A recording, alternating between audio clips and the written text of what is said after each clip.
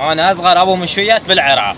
انتوا تدرون هذا ابو العربانه يسوي اطيب كبه على الفحم.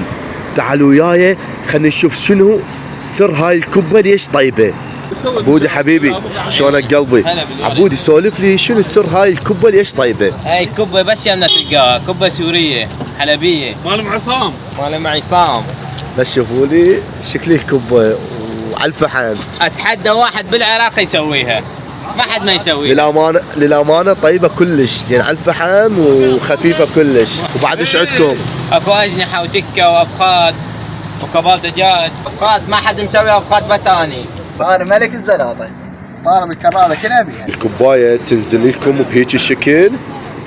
هذا الماعون وياها صموتين بيش بس ب 2000 دينار. يابا ما اسولف لكم على طعم الكبه الشوي، الله شاهد خرافيه وتموت. عاشتيده العبودي شاب وبهيك عمر بعمر الورد يفتح العربانه ويبيع اطيب مشويات واطيب كبه بالعراق. سوريه حلبيه.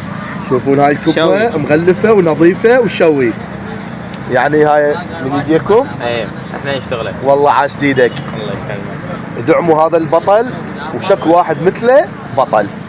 تحيات. عنوان هذا البطل اللي صاير بالفلكه مال عبد القادر الجزائري شارع الصناعه.